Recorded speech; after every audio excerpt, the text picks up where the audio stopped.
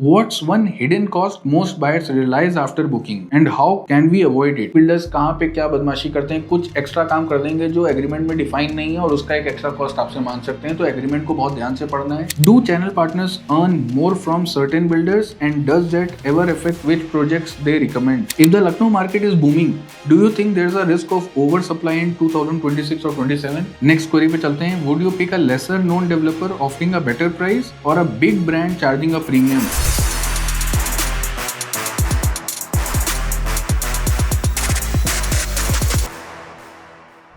Next query पे चलते हैं. Would you pick a lesser known developer offering a better price और a big brand charging a premium which is smarter in long term? मैं तो हमेशा से advocate, मैं तो हमेशा से एडवाइस करता हूँ अपनी टीम को और हमेशा से मैंने यही चीज़ अपने व्यूअर्स को बताने की कोशिश की है.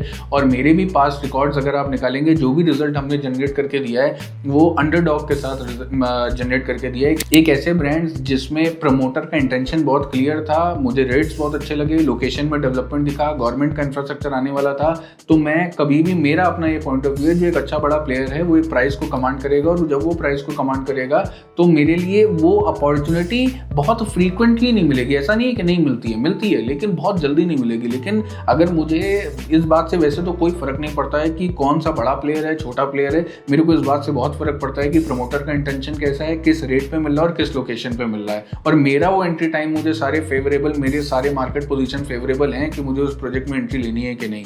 ये सारे फैक्टर डिफाइन करते हैं, तभी मैं कोई कॉल लेता हूँ. लेकिन फिर भी अगर मुझे को चूज करना होगा तो मैं अंडरडॉग के साथ जाना पसंद करूंगा, जिसका प्राइस अच्छा हो, जिसके लोकेशन में मुझे फ्यूचर वैल्यू दिख रही हो, अच्छा ग्रोथ दिख रहा हो, अच्छा इंफ्रास्ट्रक्चर डेवलपमेंट दिख रहा हो, मैं उसको चूज करूंगा रेदर देन एक बिग प्लेयर के. क्योंकि बिग प्लेयर बहुत सारी चीजें खुद कमांड करना चाहता है, जो मुझे लगता है कि जब मेरा पैसा है तो कमांड भी मैं करूँ. अभी ये जो क्वेरीज हैं एक्चुअली आपको कुछ कमेंट सेक्शन पे मिलेंगी, कुछ हमने इंस्टाग्राम से उठाई हैं, कुछ हमने व्हाट्सएप ग्रुप से उठाई हैं, कुछ कम्युनिटी से उठाई हैं. तो हम ओवरऑल ये जो सारे हमने पूरा सेगमेंट बनाया है, ये हमने जितने भी सोर्सेज है जहां से हमको कस्टमर रीच आउट कर सकते हैं, हमने हर जगह से वहां से क्वेरी उठाई है. अगर आपके मन में भी कोई क्वेरी हो तो आप सिर्फ कमेंट सेक्शन तक ही ना रिस्ट्रिक्ट करें अपने आप को.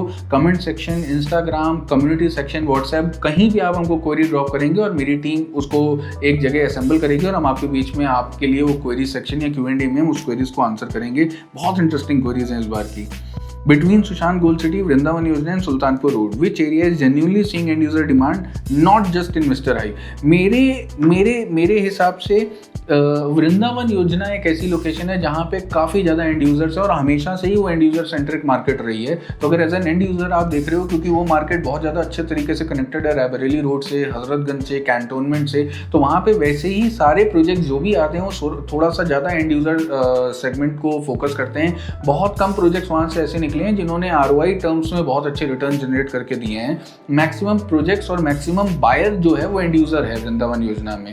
लेकिन अगर आपको इन्वेस्टर की तरफ आपका इंक्लिनेशन है तो सुशांत गोल्ड सिटी और सुल्तानपुर रोड और गोमती नगर एक्सटेंशन, ये कुछ ऐसे पॉकेट्स हैं जहाँ पे आपको ज़्यादा अच्छा डिमांड मिलेगा. लेकिन गोमती नगर एक्सटेंशन भी more of a and user segment है. मैक्सिमम आपको सुशांत गोल्ड सिटी और सुल्तानपुर रोड पे ही इन्वेस्टर ऑडियंस ज़्यादा मिलने वाला है, क्योंकि वहाँ पे फ्यूचर ग्रोथ अभी भी बहुत ज़्यादा सॉलिड दिख रही है. लेकिन जो और स्मार्ट इन्वेस्टर्स हैं, अब वो इस लोकेशन से हटके नए लोकेशन पे मूव करने की तरफ आगे प्लान कर रहे हैं, क्योंकि इन सब लोकेशंस पे अभी वही 15%, 12%, 16% के ROIs हैं, और जो अभी अनकैप्ड लोकेशन है वहाँ पे 20, 25, 30% तक के ROIs हैं. तो कुछ इन्वेस्टर कुछ और लोकेशन की तरफ मूव करने का प्लान कर रहे हैं. लेकिन अभी भी जो चंक ऑफ बायर्स है, जो मैक्सिमम क्वेरीज हैं, वो अभी भी सुशांत गोल्ड सिटी और सुल्तानपुर रोड तक आती हैं हमको इन्वेस्टर्स की.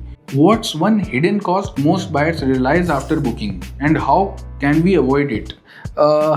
एक्चुअली अभी रेरा आने के बाद बहुत सारी चीज़ें ट्रांसपेरेंट हो गई हैं. अब इतना इजी बचा नहीं है कोई हिडन कॉस्ट का एलिमेंट डालना. IFMS से लेके MRMC, GST, टैक्सेस, सारी चीज़ें ओपन बुक में हैं. लेकिन फिर भी बिल्डर्स कहाँ पे क्या बदमाशी करते हैं, कुछ एक्स्ट्रा काम कर देंगे जो एग्रीमेंट में डिफाइन नहीं है और उसका एक एक्स्ट्रा कॉस्ट आपसे मांग सकते हैं. तो एग्रीमेंट को बहुत ध्यान से पढ़ना है. सेकेंडली, बहुत सी बार क्या होता है कि रेरा कारपेट एरिया में 3% बढ़ जाए या घट जाए, इसका एक बफर देता है बिल्डर को. मान लीजिए हमने एक अपार्टमेंट बुक किया जिसका कारपेट एरिया 1000 1000 स्क्वायर फुट है तो 3% ऑफ दैट कारपेट एरिया बढ़ सकता है, घट सकता है, ये रेरा अलाउ करता है। तो हो सकता है जब तक पोजीशन आए, और मोस्ट ऑफ द केसेस में बढ़ता ही है, तो हो सकता है जब तक पोजीशन आए तब तक वो 3% ऑफ दैट एरिया बढ़ चुका हो।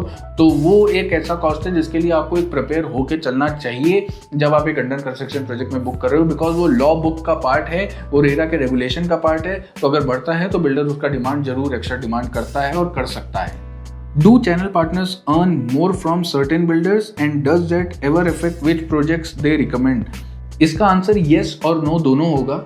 बहुत सारे चैनल पार्टनर्स ऐसे हैं जो सिर्फ स्लैब्स देखते हैं कि कितना स्लैब मिलने वाला है, कितना मेरी अर्निंग होने वाली है, उस हिसाब से किसी प्रोजेक्ट को चूज करते हैं। और कुछ चैनल पार्टनर्स ऐसे भी हैं जो कस्टमर सेंट्रिक होके कहाँ रिटर्न बनेगा, कहाँ पे अच्छा कंस्ट्रक्शन क्वालिटी और ये सारे फैक्टर्स को देख के वो अपने प्रोजेक्ट्स को चूज करते हैं। तो ये हर जगह हर सेगमेंट में होता है, ये जरूरी नहीं है रियल एस्टेट में, हर जगह हर मार्केट में हर तरीके का सेलर अवेलेबल है, हर तरीके का channel partner broker house available है जो अपने बिजनेस मॉडल के हिसाब से किसको चूज कर रहा है। ये आपके ऊपर डिपेंड करता है कि आप किस तरीके के चैनल पार्टनर या ब्रोकर हाउस के साथ प्लान करते हो अपनी बुकिंग को या अपनी विजिट्स को। ये इसका कोई दोनों ही गलत नहीं है इन अ वे।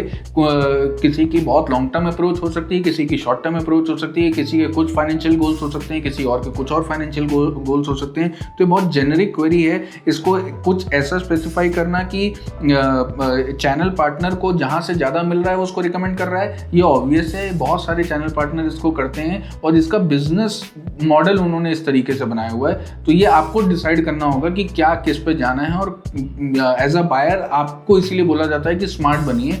तो ये आपका काम है, ये हम लोगों का काम नहीं है। लेकिन जो कर रहा है वो कोई गलत काम नहीं कर रहा है। If the Lucknow market is booming, do you think there is a risk of over supply in 2026 और 27? नहीं, मुझे लगता है बिल्कुल भी नहीं ओवर सप्लाई होगी इस मार्केट में। जिस तरीके के सिनेरियोज बने हुए हैं, लॉन्चेस बहुत टफ हैं, किसी भी नए प्लेयर के लिए कुछ लॉन्च करना बहुत ईजी नहीं है, अच्छी ग्रुप हाउसिंग्स का आना बहुत ईजी नहीं है। मेरे हिसाब से इतना आसान नहीं होने वाला है। ओवर सप्लाई तो नहीं होगी, लेकिन डेफिनेटली जो मुझे गोइंग फॉरवर्ड आगे दिख रहा है कि प्राइस करेक्शन तो नहीं होगा, लेकिन टाइम करेक्शन की तरफ लखनऊ का मार्केट आगे मूव करेगा। Going forward prices most of the projects में बहुत ज़्यादा ऊपर मूव नहीं करेंगे जब तक हमारा बेस वैल्यू जो हम चूज करेंगे एक अंडर कंस्ट्रक्शन प्रोजेक्ट में, जब हमारा बेस वैल्यू बहुत अच्छा होगा, लोकेशन का डेवलपमेंट बहुत अच्छा होगा, रेट बहुत जेन्युइन होगा, तभी प्राइस ऊपर मूव करेगा। अदरवाइज प्राइस ऊपर नहीं मूव करने वाला है। प्राइस बहुत स्लो ऊपर मूव करने वाला है मोस्ट ऑफ द प्रोजेक्ट्स में। तो हम टाइम करेक्शन की तरफ तो एक्चुअली आगे बढ़ चुके हैं। और मैं लखनऊ की बात नहीं कर रहा हूँ, मैं इंडिया के टॉप 10-15 सिटीज जहाँ पे रियल एस्टेट बूम कर रहा है, मैं हर शहर की बात कर रहा हूँ। और मैं फिर से इस बात को रिपीट करूंगा कि question and query project choose करने से पहले, विजिट करने से पहले ड्रॉप करें। उसको करने के बाद हमको एक धर्म संकट में मत डालें, फिर वहां पे ऑनेस्ट और ट्रांसपेरेंट ओपिनियन देना बड़ा मुश्किल हो जाता है। उम्मीद करता हूँ वीडियो अच्छा लगा होगा। तो अच्छा लगा हो तो प्लीज़ फ्रेंड फैमिली में शेयर करिएगा। और इंस्टाग्राम पे शॉर्ट में कंटेंट को कंज्यूम करना है तो हमारे इंस्टाग्राम पेज फीमामन चावला को आपको फॉलो करना है। वीडियो को लाइक करिएगा, अपने फ्रेंड फैमिली में शेयर करिएगा और एंजॉय करिए अपने घर वालों के साथ। जल्दी मिलते हैं नेक्स्ट वीडियो में।